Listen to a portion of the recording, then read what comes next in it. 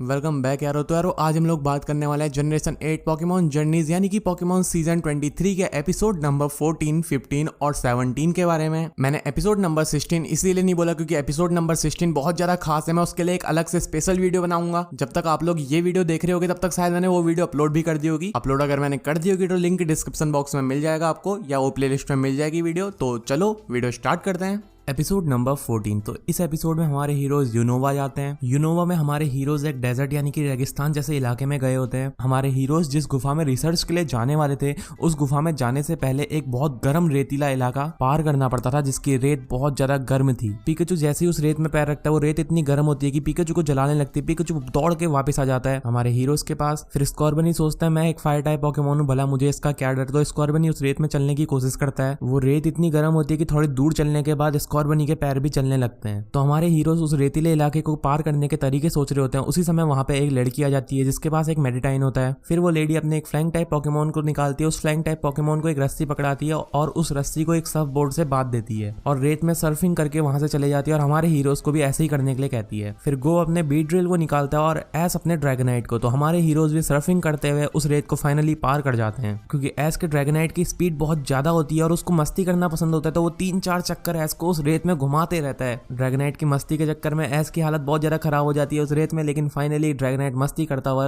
S को भी वहां से पार करा देता है। अब हमारे हीरोज भी उसी गुफा में पहुंच चुके होते हैं। जैसे हमारे हीरोज उस गुफा में पहुंचते हैं उन्हें एक फायर टाइप पोकेमॉन मिलता है जिसका नाम होता है डारमैनिटैन। गो पोकेबॉल फेंकता है और उस पोकेमॉन को पकड़ लेता है। वहीं उसी गुफा का एक रिसर्चर पहुंचता है। हमारे हीरोज उससे दोस्ती करते हैं, उससे बातें करते हैं। उससे बातें करने के बाद हमारे हीरोज को पता लगता है कि इस गुफा के पीछे एक सदियों पुराना छुपा हुआ शहर है। तो हमारे हीरोज भी उस शहर में विजिट करने का, उसकी रिसर्च करने का फैसला करते हैं। जैसे ही हमारे हीरोज उस गुफा के अंदर जाते हैं तो हमारे हीरोज को एक सैंडल मिलता है। गो उसमें अपना पॉकेबॉल फेंकता है और उस सैंडल को पकड़ लेता है। अब उस गुफा में बहुत सारे ट्रैप यानी कि जाले बिछे होते हैं। जैसे एक जाले में हमारे हीरोज या उनका पॉकेमॉन पैर रखता है तो वो सारे जाले ऑन हो जाते हैं और हमारे हीरोज को कभी कोई पत्थर को चलना चाहता है, कभी कोई दीवार बंद करना चाहती है। फिर हमारे हीरोज को पता लग जाता है कि यहाँ पे बहुत सारे ट्रैप बिछे हैं, तो वो समझ जाते हैं अब हमें संभल कर पैर रखना होगा। तो हमारे हीरोज संभल कर पैर रख रहे होते हैं। उसी समय गो का स्कॉर्बनी एक गलत जगह पैर रख देता है तो एक और ट्रैप एक्टिवेट हो जाता है और उस ट्रैप में हमारे हीरोज गिरने वाले होते हैं। उसी समय वो लड़की पहुंच जाती है जो हमारे हीरोज को रेतीले इलाके में मिली थी और अपने मेडिटाइन की साइकिक पावर की मदद से वो हमारे हीरोज को बचा लेती है। उसी समय वहां कुछ मम्मी जैसे दिखने वाले पोकेमॉन्स आ जाते हैं जिनका नाम होता है कफग्रिगेश। फिर गो उन पोकेमॉन्स को पकड़ने के लिए पॉकेबॉल निकालता है तो वो लड़की गो को रोक देती है और कहती है कि इनके अंदर शायद कोई आदमी है, हमें उन्हें बचाना होगा। फिर एस अपने पिकाचू से इलेक्ट्रिक अटैक का इस्तेमाल करने कहता है। जैसे ही पिकाचू अपने इलेक्ट्रिक अटैक का इस्तेमाल करता है वैसे ही वो पोकेमॉन अपना मुंह खोलते तो एक पोकेमॉन के अंदर से एक आदमी निकलता है और दूसरे पोकेमॉन के अंदर से एक साइडक। हमारे हीरोज उस साइडक का कलर देखते हैं। उस साइडक का कलर और नॉर्मल साइडक से बहुत ज्यादा अलग होता है। तो वो पोकेमॉन ट्रेनर बताता है कि ये एक शाइनी साइडक है और मुझे सिर्फ और सिर्फ शाइनी पोकेमॉन से ही अच्छे लगते हैं, मैं सिर्फ और सिर्फ शाइनी पोकेमॉन पकड़ता हूँ। फिर हमारे हीरोज उस लड़की से पूछते हैं तुम्हें कैसे पता इन कफोग्रेकेस के अंदर कोई आदमी है। तो वो लड़की बताती है जैसे ये पोकेमॉन के अंदर कोई आदमी होता है वो थोड़े से झुक जाते हैं और ये हमेशा किसी न किसी आदमी या किसी न किसी को पकड़ लेते हैं जो भी इस गुफा में एंटर करता है। फिर हमारे हीरोज देखते हैं जमीन के नीचे एक अजीब सा स्ट्रक्चर बना रहता है जिसमें पजल जैसे 5 खाने बने होते हैं। तो स्कॉर्बनी अपनी मस्ती में फिर से एक ट्रैप में पैर रख देता है। जैसे ही वो ट्रैप में पैर रखता है तो पजल का एक खाना मिल जाता है। वो लड़की देखती है और चौंक जाती है। फिर हमारे हीरो सोचते हैं कि कोई ट्रैप एक्टिवेट तो नहीं होगी और वो डरने लगते हैं, लेकिन कोई भी ट्रैप एक्टिवेट नहीं हुआ होता। फिर वो लड़की हमारे हीरोज से बोलने लगती है जैसा ट्रैप स्कॉर्बनी ने दबाया वैसे ही सारे ट्रैप्स ढूंढो और उनको दबाओ। हमारे हीरोज बोलने लगते हैं तुम्हारा दिमाग खराब है, हम इन्हें दबाएंगे तो ट्रैप्स एक्टिवेट हो जाएंगे और हमें नुकसान हो सकता है, हम मर सकते हैं। वो लड़की बोलती है नहीं मैं गारंटी लेती हूँ तुम्हें कुछ नहीं होगा, मेरा विश्वास करो। वो शाइनी पोकेमॉन वाला आदमी बोलता है मुझे अपनी जान प्यारी है, मैं तुम्हारे साथ नहीं मरना चाहता, मैं जा रहा हूँ। तो वो लड़की बोलती है शायद तुम्हें इस ट्रैप के अंदर कोई शाइनी पोकेमॉन मिल जाए और उस लड़के को शाइनी पोकेमॉन का लालच देके हमारे हीरोज और वो लड़की रोक देते हैं। फिर हमारे हीरोज सारे ट्रैप्स ढूंढ ही रहे होते हैं। उसी समय वहां वो रिसर्चर आ जाता है जो हमारे हीरोज को मेन गेट में मिला था। वो भी हमारे हीरोज की मदद करने लगता है ट्रैप्स ढूंढने में। जैसे हमारे हीरोज ट्रैप ढूंढते हैं उन्हें दबाते हैं तो वो पजल मिलने लगता है, मतलब जो स्ट्रक्चर जमीन के नीचे बना था वो रिएक्ट करने लगता है और वो अपने आप घूमने लगता है। जैसे ही वो घूमकर पूरा एक चक्कर घूमता है उसके अंदर से एक पोकेमॉन निकलता है जिसका नाम ग्वेलोशल होता है। ये ग्वेलोशल बहुत ज्यादा बड़ा होता है, हमारे हीरोज ने इतना बड़ा ग्वेलोशल कभी नहीं देखा होता है। वो लड़की बताती है एक एंशिएंट यानी कि पौराणिक समय में पाए जाने वाला ग्वेलोशल है। वो पोकेमॉन हमारे हीरोज के ऊपर अटैक करने लगता है। हमारे हीरोज जैसे तैसे उस पोकेमॉन से फाइट करते हैं और उसके बाद हमारे हीरोज उसे नहीं जीत पा रहे होते हैं। फिर एस और गो बोलते हैं भले ही कितना बड़ा हो लेकिन ये है तो एक पोकेमॉन ही ना, हम इसे पकड़ेंगे। वहां पे जितने भी लोग होते हैं सभी लोग उस पोकेमॉन को चारों ओर से घेर देते हैं और उसके ऊपर अटैक करने लगते हैं, लेकिन एस के इलेक्ट्रिक अटैक उसके ऊपर काम नहीं कर रहे थे क्योंकि वो पोकेमॉन एक ग्राउंड टाइप पोकेमॉन था। फिर गो अपने स्कॉर्बनी से फाइटिंग टाइप अटैक्स का इस्तेमाल करने के लिए कहता है, लेकिन उसके ऊपर फाइटिंग टाइप अटैक भी नहीं काम करते करते क्योंकि वो एक घोस्ट टाइप पोकेमॉन भी होता है, वो एक ग्राउंड के साथ साथ घोस्ट टाइप पोकेमॉन भी था। फिर गो अपने बीड्रिल को निकालता है और हमारा हीरो एस अपने ड्रैगनाइट उसे बहुत अच्छी ट्रक कर देता है, लेकिन वो पोकेमॉन बहुत ज्यादा बड़ा था तो ड्रैगनाइट अकेला उसका सामना नहीं कर पाता, तो सारे ट्रेनर्स मिलकर उससे लड़ने लगते हैं और फाइनली गो उसके ऊपर एक पोकेबॉल फेंकता है और उस पोकेमॉन को पकड़ लेता है। फिर हमारे हीरोज लेबोरेटरी में पहुंचते हैं तो वो देखते हैं उस गोलोशस को, उसकी सारे पोकेमॉन से बहुत अच्छी दोस्ती हो जाती है। तो यहीं पे इस एपिसोड की हैप्पी एंडिंग हो जाती है। Episode number 15। तो शहर में बहुत सारी बर्फ पड़ने के कारण हमारे हीरोज से प्रोफेसर साकुरा की बोलते हैं कि अभी बहुत ज्यादा बर्फ पड़ रही है तो मुझे लेबोरेटरी बंद करनी पड़ेगी, तुम लोग घर जा सकते हो, अपने फैमिली से मिलो, थोड़ी छुट्टियां मनाओ। तो हमारे हीरोज अपने घर वालों के लिए कुछ शॉपिंग करते हैं और उसके बाद वो दोनों अपने अपने घर की ओर निकल पड़ते हैं। तो गो के घर की ओर जाने वाली बस आ जाती है, गो उस बस में बैठता है और गो अपने घर की ओर चले जाता है, लेकिन गो अपने घर वालों के लिए जो सामान उसने लिया होता है वो भूल जाता है। कुछ समय बाद एस को पता लग जाता है ये सामान गो का है, तो एस गो के सामान को लौटाने उस बस की ओर भागने लगता है जिस बस में गो बैठा था, लेकिन वो बस बहुत दूर निकल गई होती है, इसीलिए हमारा हीरो उस बस को नहीं पकड़ पाता। अब एपिसोड में गो को दिखाया जाता है, गो अपने घर पहुंच जाता है, वो अपनी दादी से मिलता है, अपनी दादी से मिलकर बहुत ज्यादा खुश होता है। गो अपनी ग्रैंड मदर से पूछता है कि उसकी मॉम एंड डैड कहाँ हैं, तो उसकी ग्रैंड माँ बताती है कि वो अभी तक ऑफिस ही है, वो अभी तक घर नहीं आए। अब गो के मॉम एंड डैड को दिखाया जाता है, गो के मॉम एंड डैड सोच रहे होते हैं कि गो कभी भी किसी से बातें नहीं करता है, गो हमेशा अपने काम से काम रखता है, अपने काम में ही बिजी रहता था, वो हमेशा अपनी रिसर्च करता रहता था, वेकेशन में भी वो हमेशा अपने घर पे ही रहता था और हमेशा रिसर्च करता था, इसीलिए गो के बचपन से ही बहुत कम दोस्त हैं। उसके मॉम एंड डैड सोच रहे होते हैं क्या प्रोफेसर की लेबोरेटरी में उसने किसी से दोस्ती भी की होगी या वो भी अभी भी वैसे का वैसा ही है। उसके मॉम एंड डैड सोचते हैं वो अभी भी घर पे अकेला ही अपनी रिसर्च में ही ध्यान दे रहा होगा, वो बिल्कुल भी किसी से बहुत दोस्ती नहीं कर रहा होगा, ना पार्क में घूमने जाता होगा, उसके लिए वेकेशन छुट्टियां सब एक ही जैसा है, वो बहुत अजीब है। गो के मॉम एंड डैड गो को कॉल करते हैं और बताते हैं हमें घर आने में थोड़ी सी देर हो जाएगी। इस बार घर में गो कुछ भी काम नहीं कर रहा था, ना कोई रिसर्च ना कुछ पर्सनल काम, इस बार गो अच्छे से वेकेशन बनाना चाहता था, तो इसीलिए गो अपने पार्क आ जाता है अपने पोकेमॉन के साथ। गो को पार्क में 3 मैंकीज दिखाई देते हैं जो एक क्यूबॉन को परेशान कर रहे होते हैं। गो क्यूबॉन को उन मैंकीज से बचाने की कोशिश करता है और अपने स्कॉर्बनी को भेजता है, वो मैंकीज तो भाग जाते हैं लेकिन साथ ही साथ क्यूबॉन की हड्डी भी ले जाते हैं जो अपने हाथ में क्यूबॉन रखे रहता है। वो छोटा सा क्यूबॉन रोने लगता है तो गो उससे वादा करता है कि मैं तुम्हारी बोन यानी कि तुम्हारी हड्डी तुम्हें वापस दिलाऊंगा। गो अपने सारे पोकेमॉन्स को बाहर निकाल के उनसे मैंकीज को ढूंढने के लिए बोलता है, वो सारे पोकेमॉन्स निकल पड़ते हैं मैंकीज को और क्यूबॉन की हड्डी को ढूंढने। दूसरी ओर एस प्रोफेसर की लेबोरेटरी से गो के घर की लोकेशन निकलवा के गो के घर पहुंच जाता है, जो गिफ्ट गो ने अपने घर वालों के लिए लिया था उस गिफ्ट को वापस देने। एस गो के घर पे पहुंचता है और एस को पता लगता है गो घर पे नहीं है, तो फिर एस गो को कॉल करता है और गो बताता है कि वो पार्क में है, वहां एक क्यूबॉन की मदद कर रहा है, तो एस उसी समय पार्क पहुंच जाता है। फिर एस गो और उनके सारे पोकेमॉन्स मिलकर मैंकीज को ढूंढते हैं, लेकिन बहुत सारा मेहनत करने के बाद भी वो मैंकीज नहीं मिलते, तो एस के दिमाग में एक आइडिया आता है। एस एक टेबल में कुछ बनानास यानी कि केले रख देता है और गो से बोलता है मुझे पूरा विश्वास है मैंकीज इसे खाने जरूर आएंगे, तो मैंकीज आते हैं उन्हें खाने और मैंकीज उन्हें खाने की कोशिश करते हैं। उसी समय हमारे हीरोज उन मैंकीज को पकड़ लेते हैं, लेकिन वो मैंकीज बताते हैं कि उन्हें खेलते खेलते इस क्यूबॉन की हड्डी कहीं गुम कर दी है। हमारे हीरोज अब बहुत ज्यादा परेशान हो जाते हैं, बोलते हैं तुम याद करो, सोचने की कोशिश करो तुमने हड्डी कहाँ रखी, लेकिन उन मैंकीज को कुछ भी याद नहीं आ रहा होता। उसी समय वहां फियरो आ जाता है और फियरो को पता होता है क्यूबॉन की हड्डी कहाँ है, तो फियरो हमारे हीरोज को वहां ले जाते हैं, लेकिन वो जगह बहुत ज्यादा दूर होती है तो और फियरो बहुत ज्यादा तेज उड़कर जाता है, तो एस अपने ड्रैगनाइट को निकालता है। हमारे हीरोज उस ड्रैगनाइट के ऊपर बैठते हैं और उड़कर क्यूबॉन की हड्डी ढूंढने के लिए उस फियरो का पीछा करने लगते हैं। वहीं गो की मॉम एंड डैड भी घर की ओर जा रहे होते हैं, तब वो देखते हैं उनका बेटा एक ड्रैगनाइट के ऊपर बैठकर उड़ रहा है, वो भी कुछ लोगों के साथ और कुछ पोकेमॉन्स के साथ, तो बहुत ज्यादा चौंक जाता है और खुश हो जाते हैं कि हमारे गो ने आखिरकार किसी बच्चे और पोकेमॉन्स से दोस्ती कर ली। फाइनली हमारे हीरोज उस क्यूबॉन की बोन खोजकर लौटा देते हैं और उसी पार्क में जब लौट कर आता है और अपने मॉम एंड डैड को देखता है गो, तो बहुत ज्यादा खुश हो जाता है। उसके मॉम एंड डैड भी गो को देखकर बहुत ज्यादा खुश हो जाता है कि गो ने फाइनली किसी से दोस्ती कर ली। उसके मॉम एंड डैड एस से पूछते हैं तुम्हारा नाम एस होगा ना, हमने तुम्हारे बारे में प्रोफेसर से बहुत ज्यादा सुना है, हमें बहुत ज्यादा खुशी हुई कि तुम गो के बेस्ट फ्रेंड बन पाए। गो उसी समय अपने सारे पोकेमॉन्स निकालता है और अपने मॉम एंड डैड को दिखाता है और बोलता है ये भी सारे मेरे दोस्त हैं और मैं इनके साथ बहुत ज्यादा खेलता हूँ, बहुत ज्यादा मस्ती करता हूँ। गो के मॉम एंड डैड ने कभी नहीं सोचा था कि गो इतने ज्यादा बदल पाएगा। गो का इतना ज्यादा बदलने में सबसे बड़ा हाथ एस का है। ये तो आप लोगों को पता ही होगा कि एस ने गो की कितनी मदद की, कितनी सारी चीजें सिखाई हैं। गो पहली बार अपने मॉम एंड डैड के लिए गिफ्ट लाया होता है, जैसे ही वो अपने मॉम एंड डैड को गिफ्ट देने की कोशिश करता है तो गो को पता लगता है कि उसने गिफ्ट कहीं गुम कर दिया, तो एस उसे बताता है ये रहा तुम्हारा गिफ्ट, तुम इसे वहीं भूल आए थे, क्यूबॉन की मदद करते करते मैं भूल गया तुम्हें देना। गो एस से बोलता है तुम इतना छोटा सा गिफ्ट देने मुझे इतनी दूर आ गए। गो एस से बोलता है तुम सच में बहुत ज्यादा केयरिंग और बहुत ज्यादा अजीब हो। सभी लोग बहुत ज्यादा खुश हो जाते हैं और क्यूबॉन भी गो के साथ जाने के लिए जिद करने लगता है, तो गो को भी नया पोकेमॉन मिल जाता है क्यूबॉन, और यहीं पे इस एपिसोड की हैप्पी एंडिंग हो जाती है। एपिसोड नंबर 16 बहुत ज्यादा खास है क्योंकि हमारे हीरो एस ने पकड़ा है नया गैंगार। उस एपिसोड का रिव्यू मैंने अलग से कर दिया, वो आप लोगों को डिस्क्रिप्शन बॉक्स में मिल जाएगा। तो चलो अब करते हैं एपिसोड नंबर 17 का रिव्यू। ये एपिसोड भी बहुत ज्यादा खास होने वाला है, खास करके गो और उसके पोकेमॉन के के लिए। तो चलो देखते हैं एपिसोड। तो इस एपिसोड की शुरुआत में गो और उसका स्कोर बनी हमारे हीरो एस के साथ ट्रेनिंग कर रहे होते हैं। उसी समय वहाँ वही डार्विन टैन आ जाता है जो गो ने पिछले एपिसोड में पकड़ा था। वो स्कोर बनी को एक खतरनाक फायर टाइप हमला करके दिखाता है, क्योंकि स्कोर बनी एक फायर टाइप पोकेमॉन है तो वो भी कोशिश करता है हमला करने की, लेकिन वो नहीं कर पाता। लेकिन वो बार बार कोशिश करता है, डार्विन टैन उसे चैलेंज करता है, वो डार्विन टैन से चैलेंज हार जाता है। डार्विन टैन उसके ऊपर बहुत जोर जोर से हंसने लगता है और उसे चिढ़ाकर वहां से चला जाता है। अब स्कोर बनी सोचता है मुझे कैसे भी फायर टाइप हमला करना है। वो दिन भर फायर टाइप हमले की प्रैक्टिस करता है। गो उससे बोलता है कोई बात नहीं, तुम फाइटिंग टाइप अटैक्स बहुत अच्छे से कर पाते हो, हमें उसमें ध्यान देना होगा। लेकिन नहीं, स्कोर बनी को बस फायर टाइप अटैक्स सीखने थे। गो स्कोर बनी की बहुत ज्यादा मदद करता है, लेकिन स्कोर बनी के मुंह से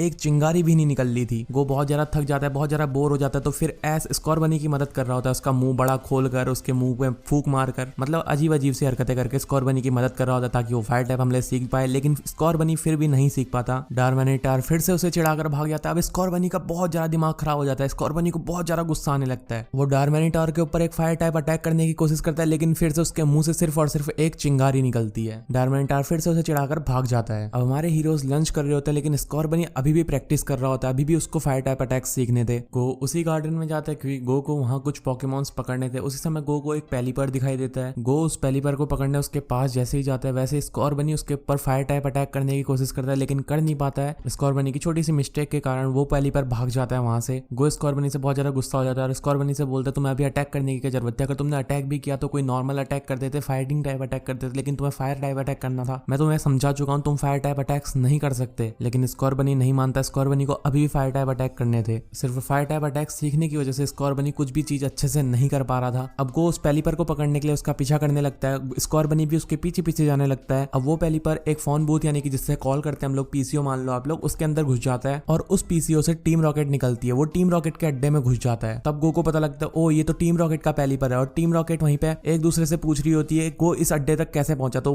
टीम रॉकेट को पेलीपर दिखता है। फिर टीम रॉकेट समझ जाती है कि गो इस पेलीपर का पीछा करते करते हमारे अड्डे तक पहुंच गया। अब टीम रॉकेट बोलती है अब लगे हाथों में इस बच्चे के सारे पोकेमॉन्स छीन लेंगे और साथ ही साथ हम पीकाचू को भी पकड़ लेंगे। उसी समय वहां एस भी आ जाता है। एस और गो दोनों मिलकर टीम रॉकेट से लड़ने की कोशिश करते हैं। गो का स्कोर बनी फायर टाइप अटैक्स करने के चक्कर में ये बैटल हार नहीं वाला होता है। उसी समय गो देखता है स्कोर बनी के पैर से एक पत्थर टकराया और वो पत्थर जलने लगा। तब गो समझ गया था कि स्कोर बनी पैर से फायर टाइप अटैक्स करता है। अब गो स्कोर बनी की ओर देखता है और स्कोर बनी से बोलता है मुझे स्कोर बनी तुम पर विश्वास है, तुम फायर टाइप अटैक्स कर सकते हो, लेकिन पैर से। स्कोर बनी से बोलता है पैर से फायर टाइप अटैक करने की कोशिश करो, तुम जरूर कर पाओगे। स्कोर बनी एक छोटे से पत्थर को पैर से मारने की कोशिश करता है। उसी समय स्कोर बनी पैर से बहुत जोरदार एम्बर अटैक कर जाता है। स्कोर बनी फायर टाइप अटैक यानी कि एम्बर अटैक सीख चुका था। स्कोर बनी बहुत ज्यादा खुश हो जाता है और उसी समय स्कोर बनी इवॉल्व हो जाता है यानी कि विकसित हो जाता है, और साथ ही साथ पूरी टीम रॉकेट को अकेले भगा देता है, क्योंकि अब स्कोर बनी रेबूट बन चुका था। रेबूट बनने के साथ साथ स्कोर बनी अब पूरा बदल चुका था, मेरा मतलब नेचर से। गो उसकी तारीफ करके उसको ताली देने जाता है, लेकिन स्कोर बनी उसे ताली नहीं देता। स्कोर बनी अब पहले जैसा मस्ती में रहने वाला, खेलने वाला पोकेमॉन नहीं रहा था। अब वो बहुत ज्यादा सीरियस हो गया था, वो पूरा अच्छी तरह से बदल चुका था। आखिर ऐसा क्या हुआ स्कोर बनी के साथ, ये तो आप लोगों को आगे के एपिसोड्स में ही पता लगेगा। तो बस ये एपिसोड यहीं पे खत्म हो जाता है। तो आई होप कि यार तुम लोगों को ये सारे एपिसोड और ये पूरी वीडियो पसंद आई। तो वीडियो को लाइक करके चैनल को सब्सक्राइब करना बिल्कुल मत भूलना। तो मुझे इंस्टाग्राम, फेसबुक, ट्विटर हर जगह फॉलो कर सकते हो। नीचे डिस्क्रिप्शन में मैंने सारे लिंक दिए होंगे। सीजन 23 की सारी वीडियोस तुम्हें प्लेलिस्ट में मिल जाएंगे और प्लेलिस्ट का लिंक मैं डिस्क्रिप्शन बॉक्स में भी दे दूंगा, वरना तुम चैनल सेक्शन में जाके देख सकते हो। तो बस मिलते हैं अगली वीडियो में, तब तक के लिए गुड